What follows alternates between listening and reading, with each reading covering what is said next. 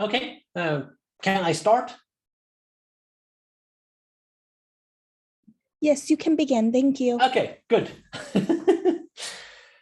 So, hello everybody. Welcome to this tutorial about Simics and Intel ISIM here at DVCon Europe. We're still virtual. It's always a shame, right? But I'm sure we're going to have an interesting hour anyway. So my name is Jakob Engblom. I work at Intel in Stockholm, Sweden as a software evangelist and product manager for our Simics virtual platforms, as well as with our integrated modeling environment that we call Intel ISIM. The plan today is to first cover a bit about, what is Intel Simics, our history, what the framework is all about, and what this public release of Simics really means. Then we're going to have a short look at a target system that I want to model using Simics, and then I'll walk through the highlights of the modeling. This is a tutorial. The materials that I walk through are soon to be available for download. Unfortunately, it wasn't possible to get it all done in time for this workshop. It's software development. You never know what happens, unfortunately. So I apologize for that delay. So let's start with the first thing, which is really, what is the public release of the Simics simulator? Some of you might already know this, but Simics is a virtual platform or full system simulator. It's been around for, well, at least 30 years. We started back in '91 as essentially a spin-off from a research project at the Swedish Institute of Computer Science. A company was founded in '98 called Virgitech. Sun and Ericsson were the first customers. Intel acquired the firm in 2010, so that's more than 10 years ago now. And today, Simics has a very wide usage inside of Intel. We support the Intel ecosystem, and we also have commercial customers who buy Simics from Wind River.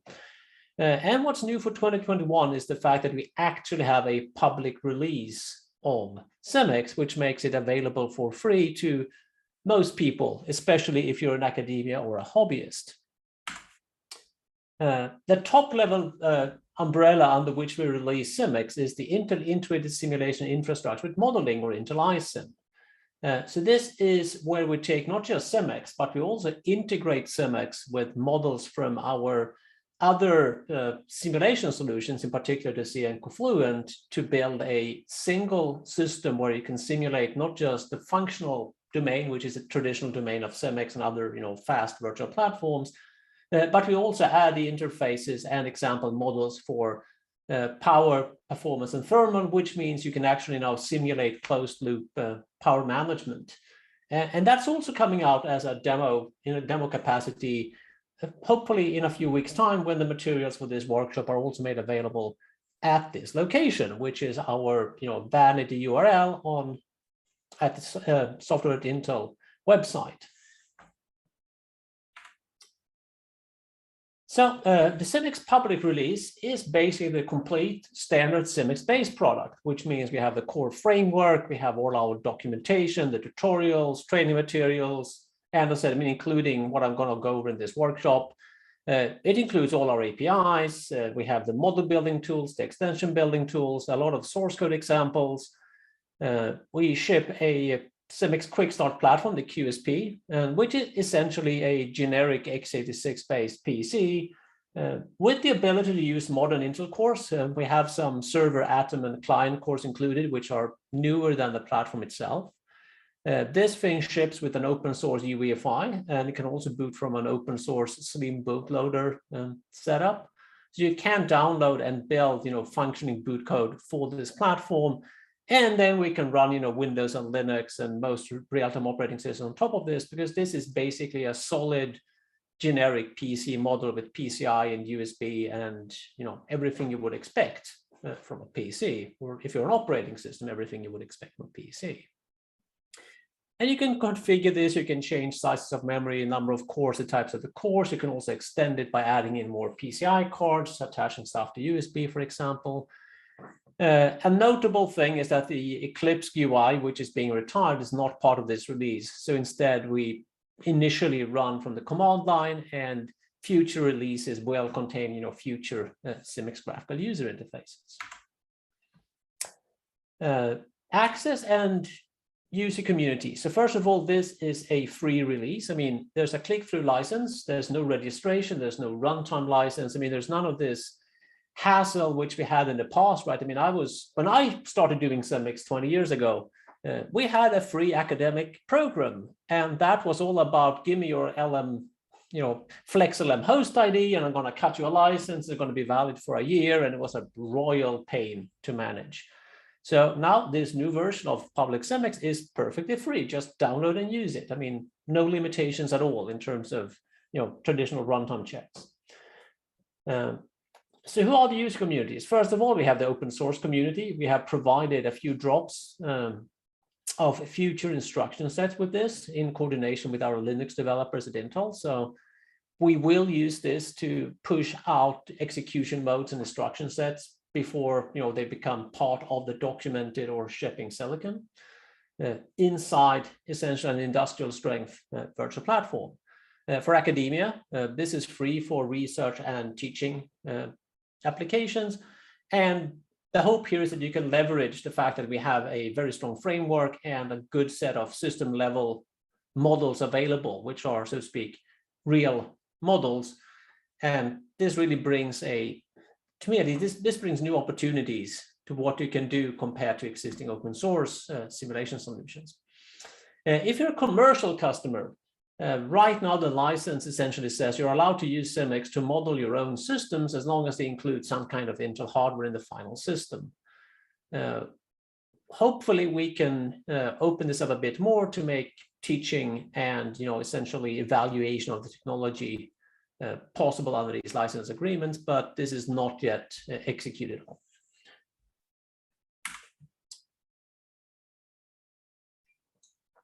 Since we are talking about extending and modeling Simics, we need to address the issue of which languages you use. Well, Simics is by nature a multi-language simulator. Honestly, Simics doesn't care what language you use to build your modules because all modules are binary at the point of execution. However, we provide support for a number of different languages. I mean, base case is C and C++, which you typically use for high performance extensions, features, tools, and modeling if you really want to make your life difficult because it's a pain. And then we have Python, which is used for scripting. A lot of Simics is actually written in Python. You can also use it for extensions as long as they're not terribly high performance, or models, once again, if you're prototyping or have a model that gets invoked rarely enough that the penalty from going over to Python doesn't matter. Most Simics models are written using our device modeling language, also known as DML. This is a domain-specific language for building fast, functional virtual platform models.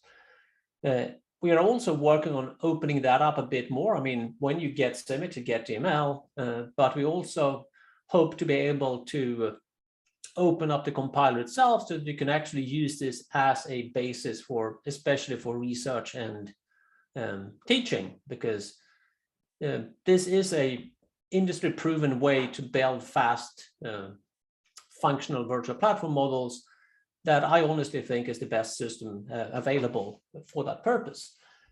We can also integrate system C models into Simics. Obviously, I mean, that is the most common standard. So we can take an Accelerator compliant system C TLM model and run it, without any kind of source code changes inside of Simics.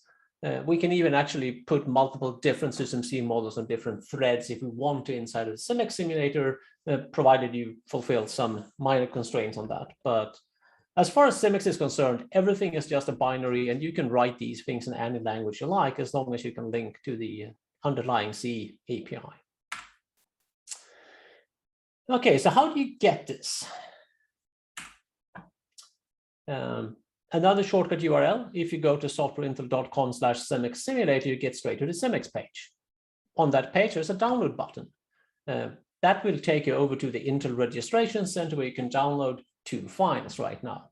One is the Simics Package Manager, and another one is an installation bundle. You install the Package Manager as a tool, and then you use that tool to install the rest of it. As we release future versions of public Simics, you can basically download just the installation bundle and then use the ISPM to install them. looking even further into the future, we hope to be able to just have the ISPM and it will just download stuff automatically off of the web. But as you can see, some of this is a bit of a work in progress, and we're perfectly open about that.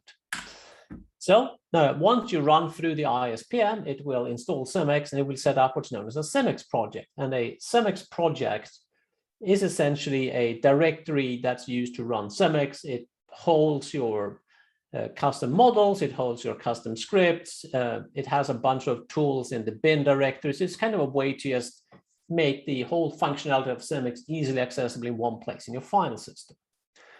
And those projects are created and managed from inside the ISPM, or you can also do it from the command line, but the ISPM makes it so much easier, right?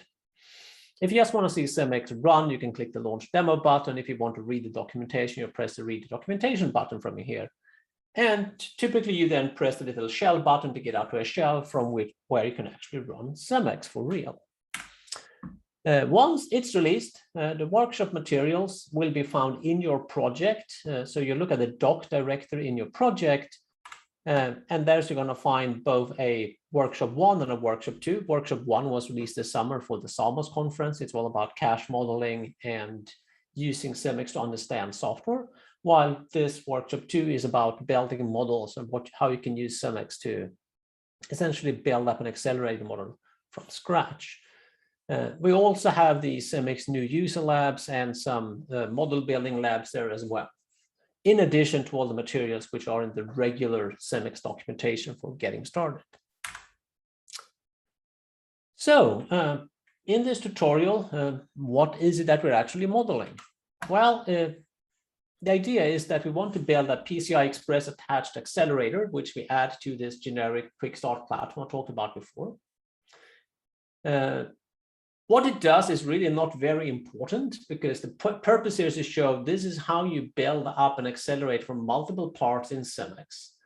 All the source code is available in the workshop, because the point is to provide an example for how you actually build models in Simics and how you integrate them, how you test them, how you explore the behavior interactively from the command line, etc.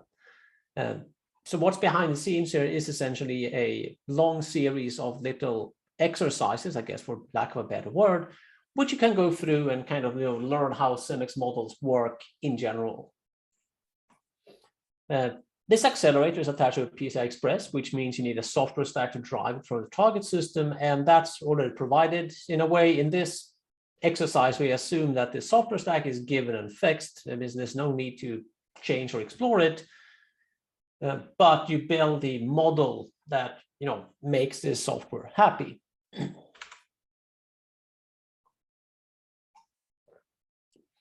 Inside, what we have in this workshop is essentially a few different parts of the accelerator. So first of all,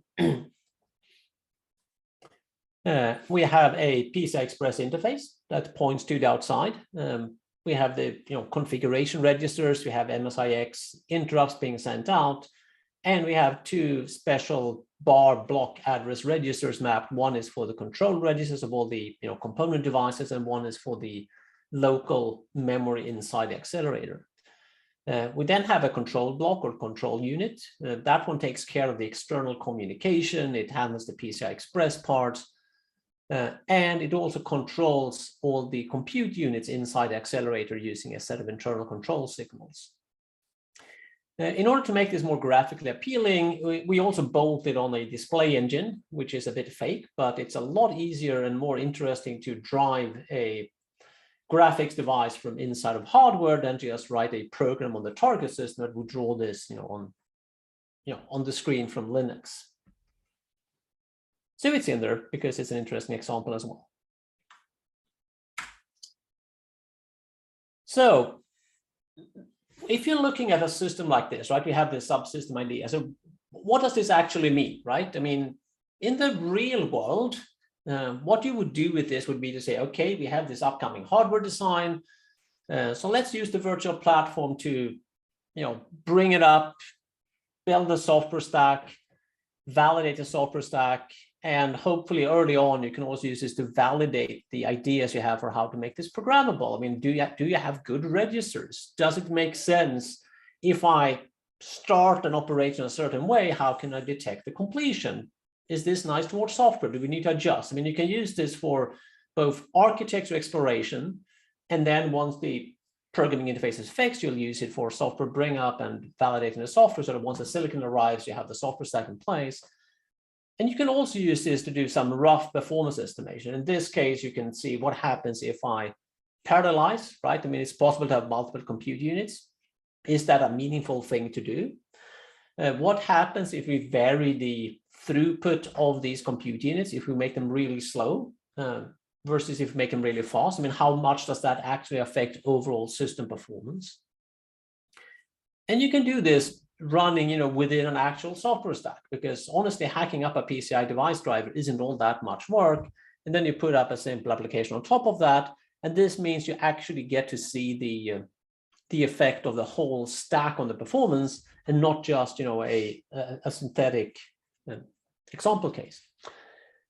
If I look at this from the simulation side, essentially, this is a big set of examples to help you understand how modeling works in Simics, the kind of languages we use, the tools we use, the APIs and frameworks, how to measure simulation performance, how to improve simulation performance, and some of the tricks you can employ to improve simulation performance while not straying too far away from the real world semantics. So, building this model in Simics. So I'm going to go through a bit, what the modeling process in Simics looks like in not very many minutes, but should still give an idea. And as I said, I mean, once we have the release out, you can just download and do this for yourself. So my idea here, when I did this, was that I started from the compute units and I kind of built upwards, because it just seemed to make sense to me to, first of all, let's make sure I got the compute part right, and then I can start working on the control path. Of course, some other people, when we discussed this internally, said, like, why don't you start from the top? Start with the structure, start from the control, and just, fake out the compute. Honestly, either way works. To some extent, it depends on, where is your risk? Where's your uncertainty? I felt pretty comfortable with the PCI Express part because I've done it before. I was less comfortable with the whole, okay, can I actually make this compute algorithmic part work? So that's why I started from that. But this is just like any other programming project. You need to figure out, what do you need to explore first in order to actually arrive at something interesting, right? And this would, in a big system context, very much depend on, what's the rest of the company doing? When you're doing pre-silicon hardware modeling, you need to talk to the people who need those pre-silicon models to validate their designs or software or hardware or test code. I mean, this kind of modeling needs to align with what the overall project plans look like for the hardware you're modeling. It's not just something you can do on your own if you're in that kind of big commercial project setting.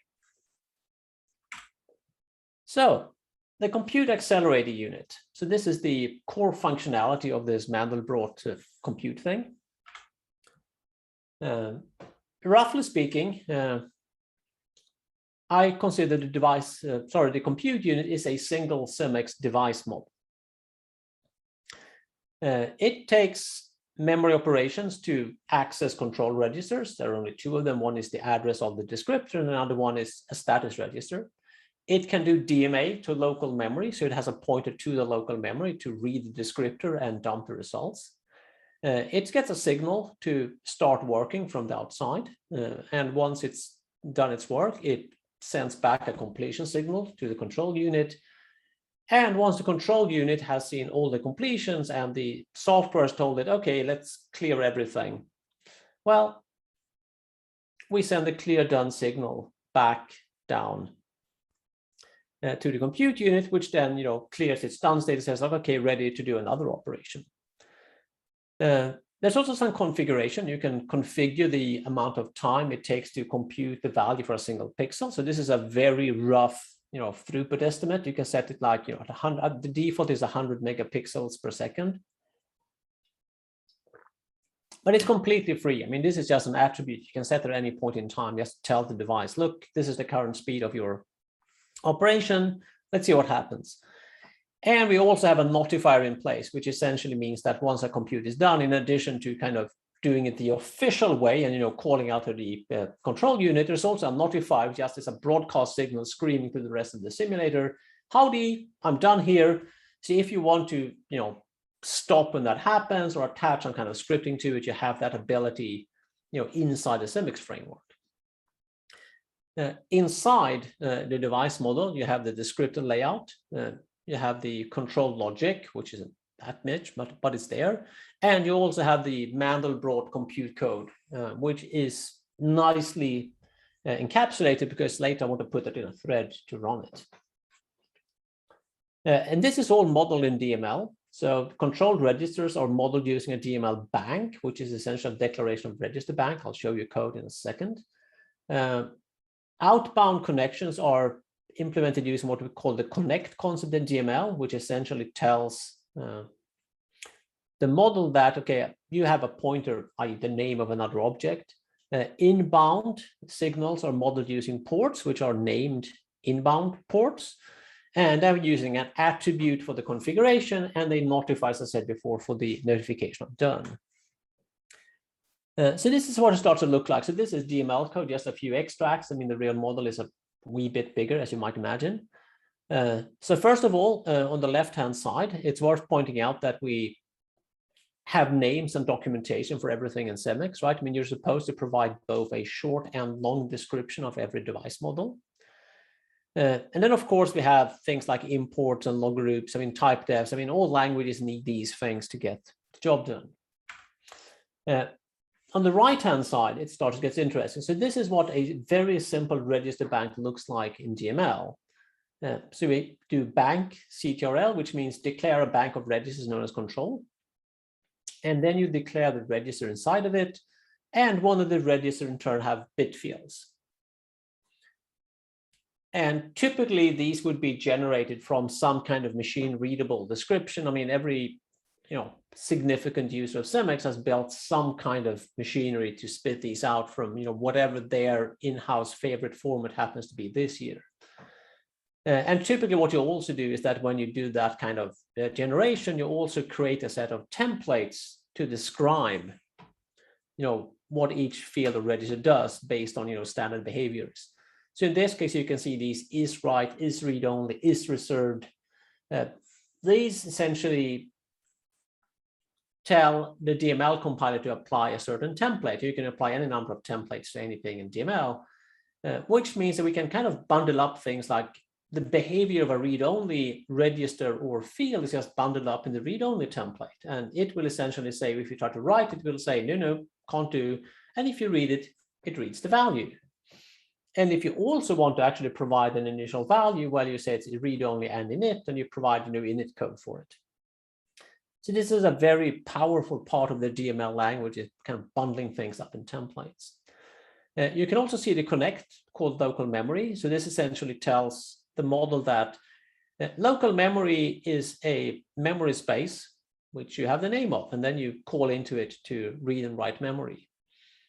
And I also show the declaration of the configuration attribute for the compute time. So in this case, it's a 64-bit integer. It's expressed in picoseconds, and it's initialized to 10,000 picoseconds per default. And as I said before, this can be changed at any point during the simulation. Small note on timing here. As I said, we have this compute time attribute. We employ a typical fast modeling pattern here, where we say that when you start the operation, we actually compute the results immediately and dump it all in memory, because that's got the best locality. And then we just post a completion event so that the device model will have completed a job, and it might even be visible on the outside, but we won't tell anybody until the appropriate amount of time has passed, which you can see here. We compute the delay by taking the picoseconds and multiplying by 10 to the power of -12 to get a pico, and then the number of pixels to compute.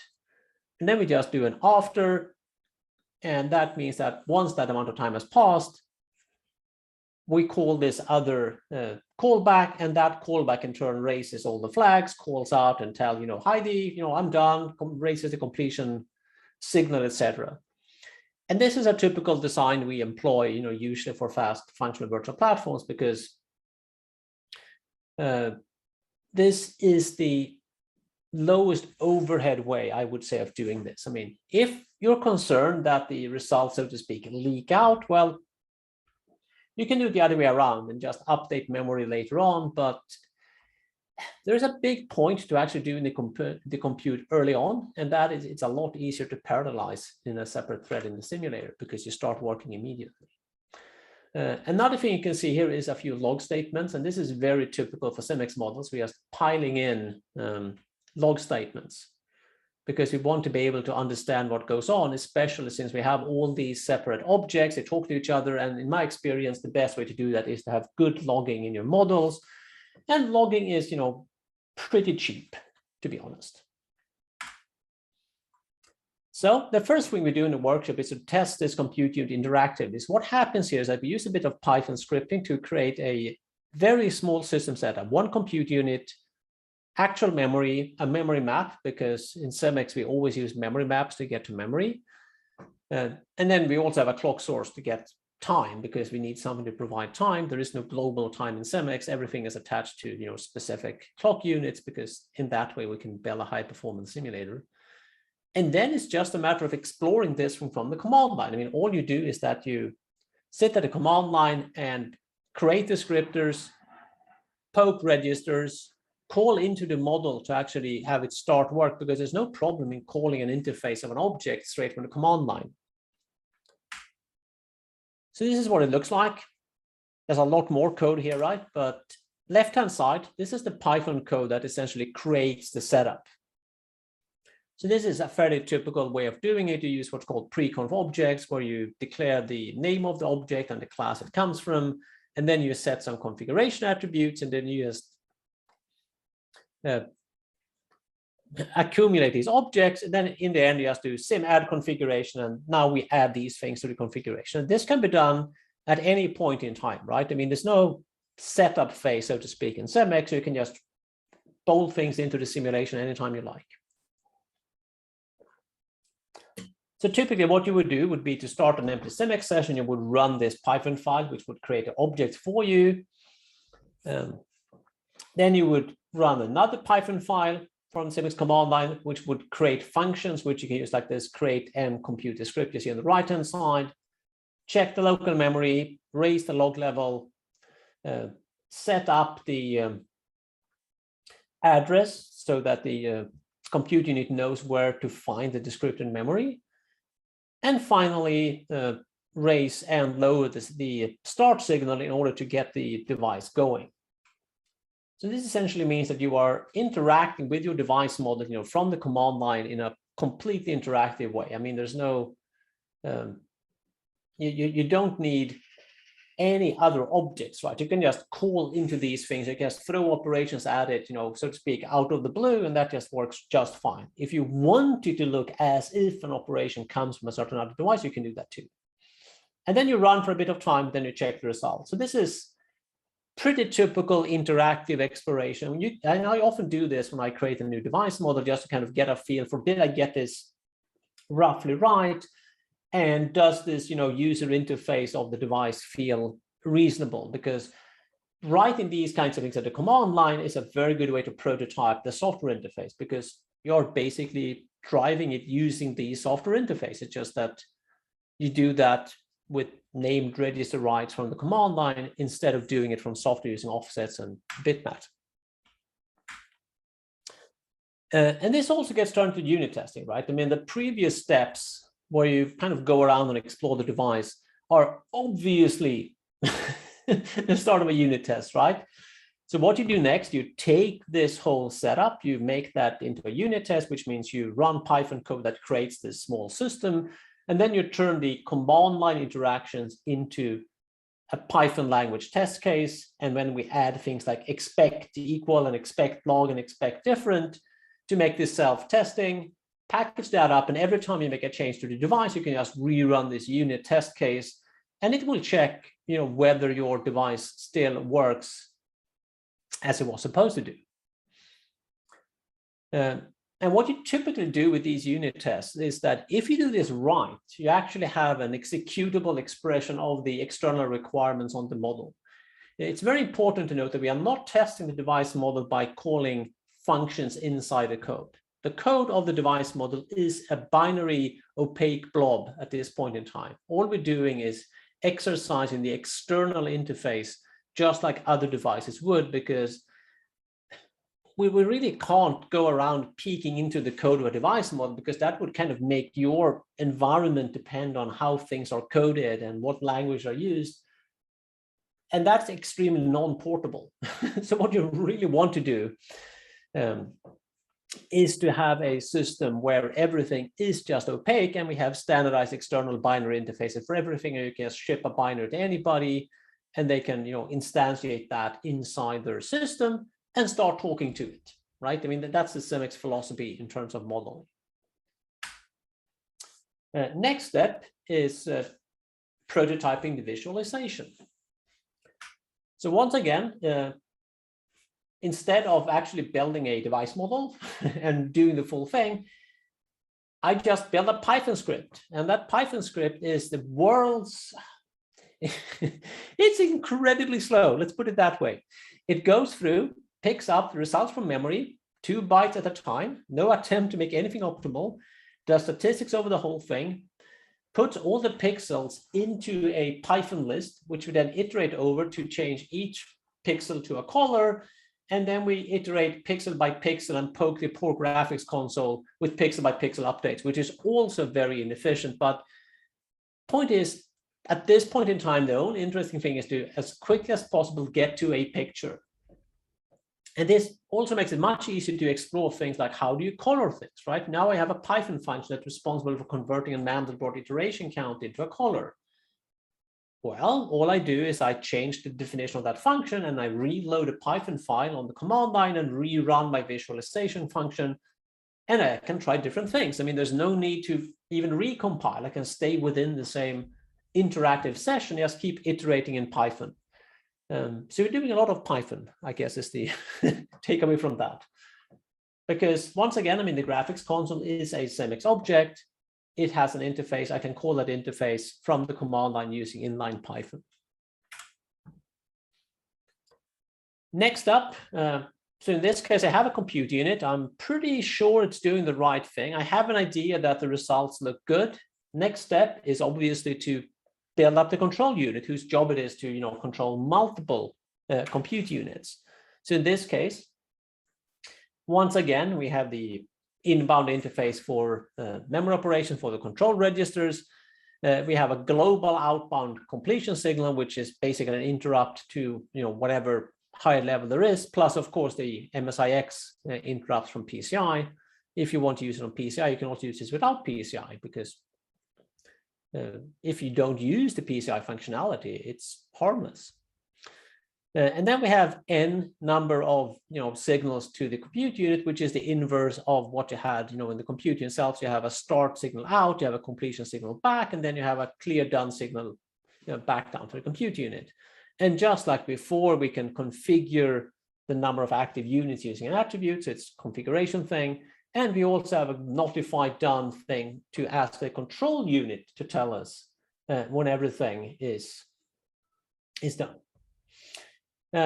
Interesting little wrinkle here is the fact that the maximum number of attachable control units compute units is actually a constant in the code, because we have control registers with bits for each one of them. So you can't just say this is a arbitrary length list and we just work it out at runtime, because the software interface, as it would in reality, will have some upper bound built in, unless you start making everything into chain descriptors in memory, and that felt like going a bit too far for this kind of model.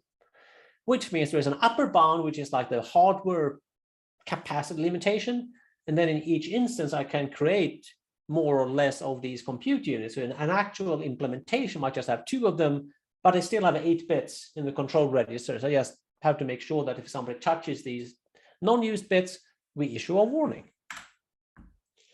So a bit more DML code. Most important thing here is to point out we have arrays of objects. This is very, very common when we have repeated structure. We just take a connect or a register or a field or something in DML. You just say we have an array of them using this rather unorthodox but very powerful syntax, where we say essentially that I equals, I is less than. We can even provide a list of unique numbers if we want to. And we have the same interface here. What we did before from the command line to start an operation in the compute unit, now we do it from this code, and it's pretty much exactly the same thing. You call the signal interface with a signal arrays and a signal lower, just like was previously done from Python.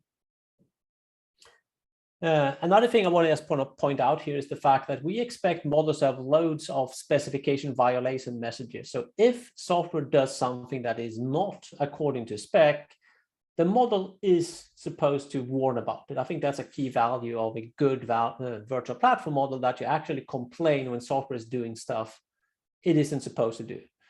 And then, of course, I mean, you mustn't crash or assert or anything. This is just like software is being stupid. Software is always stupid. Just, print a warning and continue is the philosophy here, unless, of course, it's completely fatal, but it very rarely is, right? And then they also show a loop where I go through all the attached units and just kick each of them by calling the interface or calling into the connect, and the connect in turn calls signal rates and signal lowers. So this is a pretty typical structure in DML.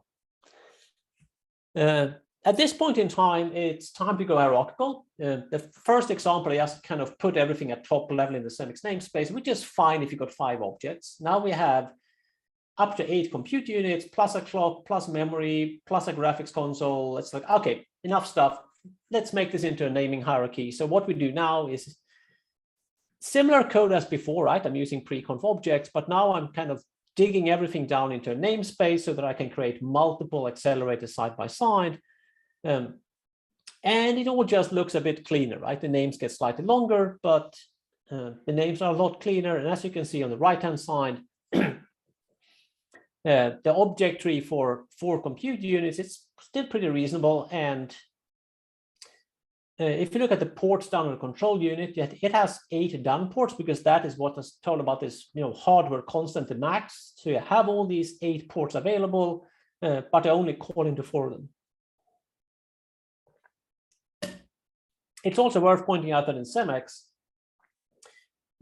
everything is unidirectional. So I have to tell the control unit, here are your compute units, and each compute unit gets pointed at this completion port or the done port on the control unit. And this is typically done by Python code that just iterates through and sets up all these back and forth connections you need. And the reason for this is that in general, it is not necessary to always make all connections bidirectional. So if you've got a bidirectional connection, well, that's just the same as 2 unidirectional connections.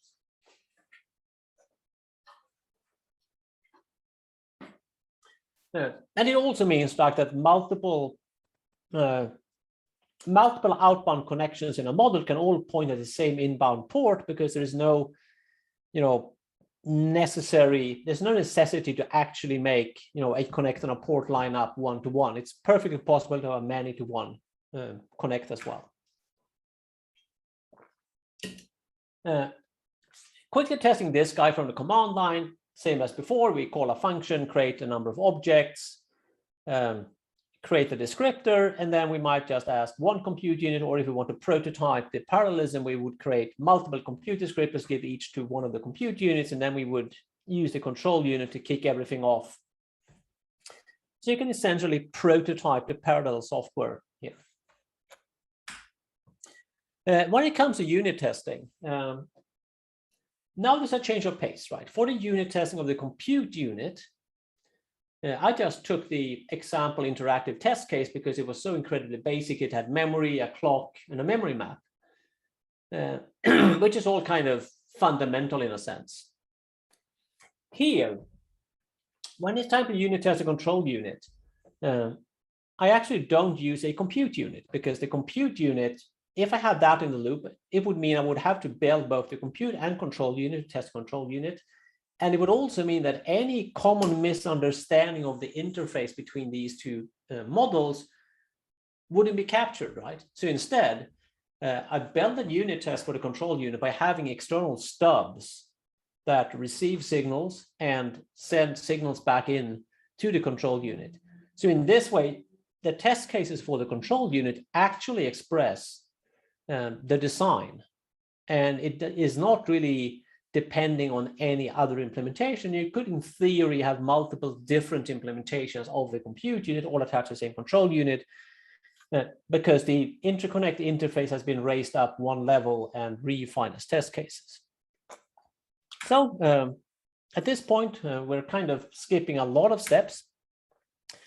Next thing, or semi-final thing, is to package up everything in the subsystem as a component. So this is a Simics concept where we say, okay, we have this whole subsystem. We want to create it as a unit. And the way we do that is to use a Simics component. And the component essentially is a piece of Python code that declares, I am this subsystem. It declares the high-level connections like the PCIe and console connector. That's all there is. I mean, nothing else is externally visible. And then at runtime, typically from a Simics script, you just call a command line command to create an accelerator subsystem, and then you call some other command line commands to connect them. So in this way, we raise the whole level of abstraction from a bunch of objects to a few large components with explicit connectors to each other, which also makes for a much more readable high-level system setup. And once you have that component in place, it's possible to run with software.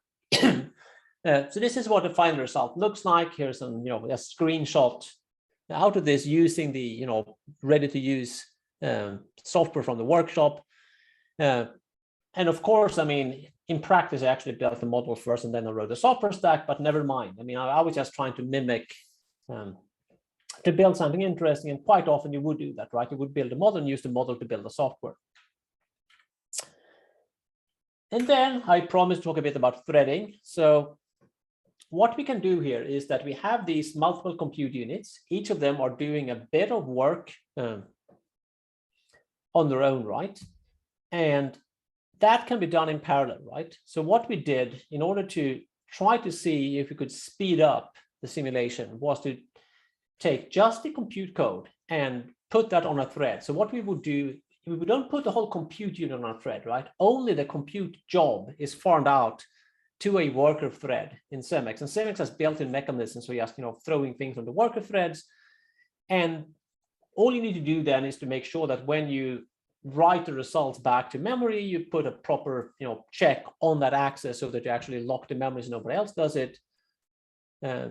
And then we actually let the operation complete in virtual time in the same way as it did before. So actually I can use the same test cases as I used with a non-threaded model, with a threaded model, and check that it all works out. So what happened when we use threading here? It's actually quite interesting, because in order to actually get a benefit out of a offload thread like this, you need a fair amount of work, which should surprise nobody, right? So I have this test program. It draws hundreds of images as quickly as it possibly can in virtual time. It bangs through to the registers directly using mmap, so there's no overhead from a driver here. And then I have a status register poll to detect completion. And what's interesting to note is that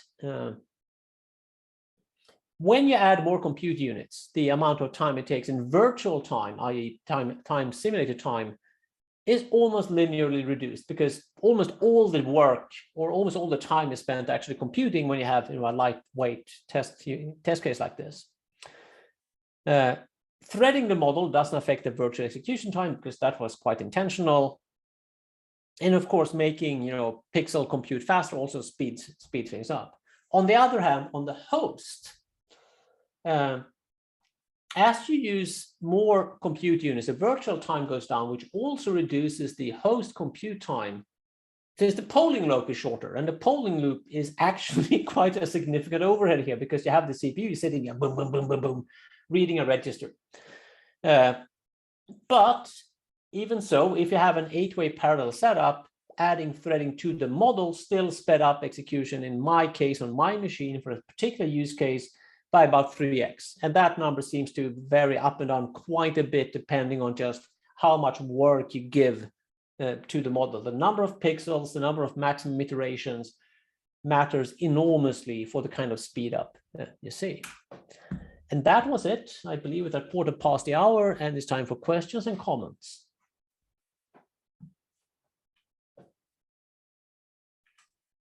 And standard disclaimers.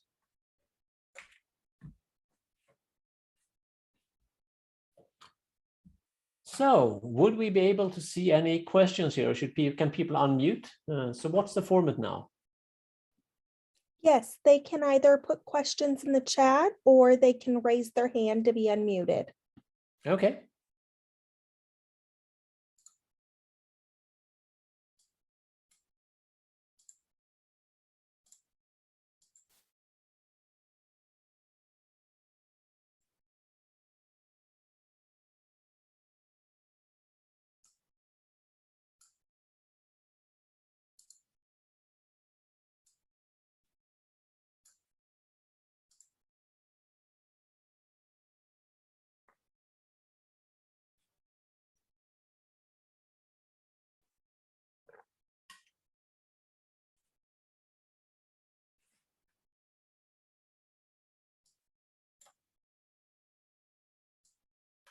It looks like we have one question in the chat box. Yes. Oliver?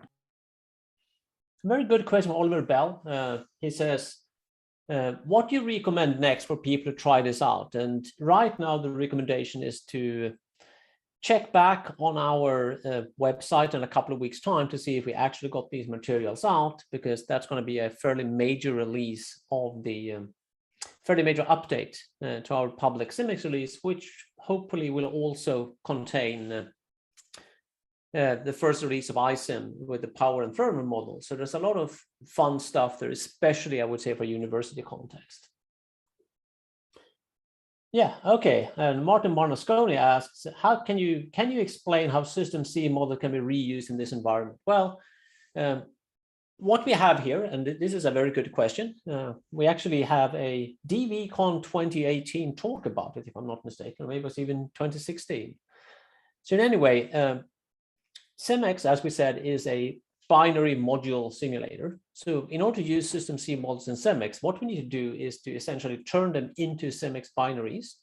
So this means taking the System C model plus the kernel, and we package that up into a Simics module, which we then load, and then we can create classes from essentially the whole System C subsystem. So usually when we use System C in Simics, it's being used to model some subsystem, right? We get some IP block model from a provider. We might have some internal team that's using System C to model an accelerator complex or some firmware execution engine or something.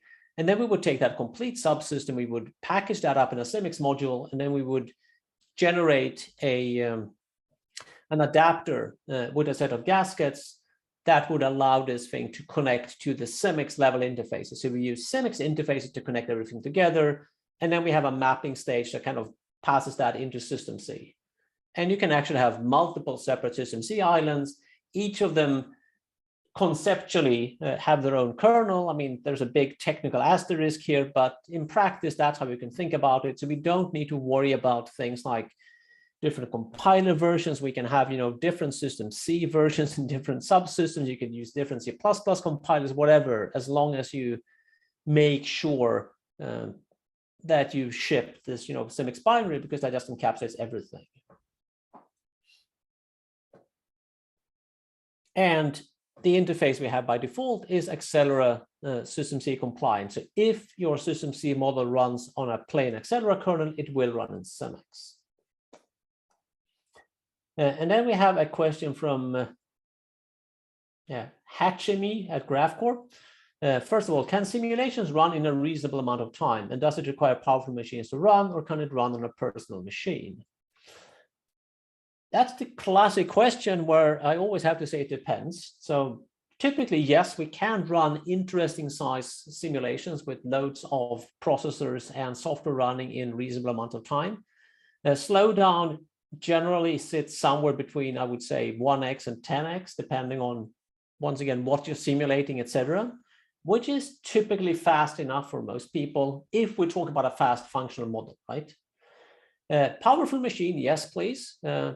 Interestingly enough, a personal machine is often the most powerful machine because, I mean, if you compare an average server, which tends to have pretty low clock frequencies, if many cores, to your average desktop machine, where you might have not that many cores, but very high clock frequencies, I'll take those, I'll take my Rocket Lake with 8 cores and 5 gigahertz over a big Xeon any day, okay?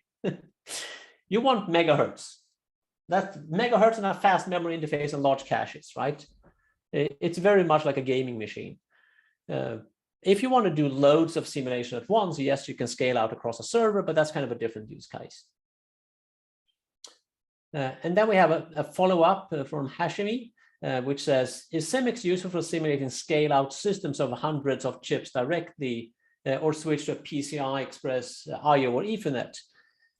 And the answer here is that yes, to some extent it is. It depends on how much work do you have at each end node. We have customers who do that. I mean, back in the days, we had, let's see, in 2004, we had 1,000 Ethernet connected machines running as a demo. Today, running a few hundred machines connected to Ethernet is really no big deal as long as you have the RAM for it. We can do that with PCI Express 2 using Simics 6 threading. We're actually able to parallelize multiple boards / subsystems talking over, closely coupled shared memory as well. But then, of course, it depends on just what you have inside each model, right? I mean, how much time does it take to run it? But in principle, I mean, there's nothing in the technology that prevents us from trying to scale out to large simulations. And in a way, I mean, one of the nice things with a virtual platform is the fact that you can always trade size for time, right? If you have a system, ideally, if you make the system bigger, it will still run. It will just be, proportionally slower, until you hit the limit of too little RAM, at which time performance just goes over a cliff and crashes. But as long as you can keep everything in memory, you can always scale up by saying, okay, I'm fine with the simulation running slower if I can try a bigger system.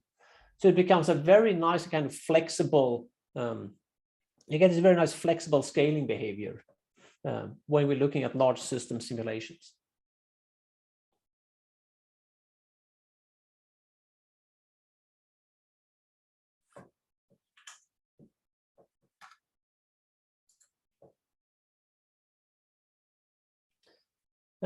Very good question from Surendhar. What are the limitations in the Simics public release, or is it full feature release? It is the full featured Simics framework. I would say the main limitation is the fact that we're only shipping the QSP target. So we don't, we're not able to provide full models right now of like a Tiger Lake, complete SoC or something like that. So it's all the technology is there, but the available model is, not a latest generation complete Intel model. As I said, we don't ship the Eclipse UI, but we have other UIs in the works, so that is not going to be a problem for very long. But it is the full Simics product. It would be too confusing to have different products for different people, basically. We want to make our lives easy.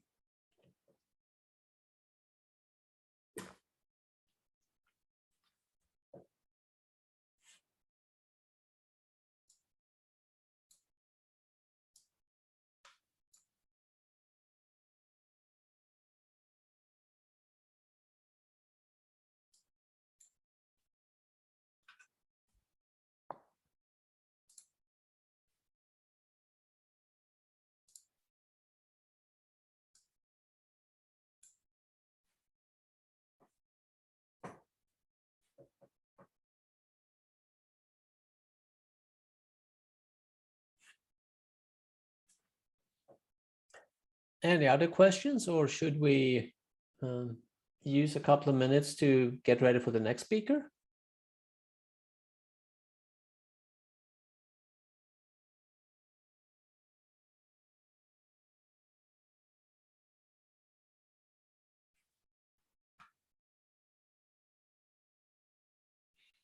And as always, I mean, I guess most people know where to find me. Just reach out to my name at intel.com. It's on the cover slide and everything.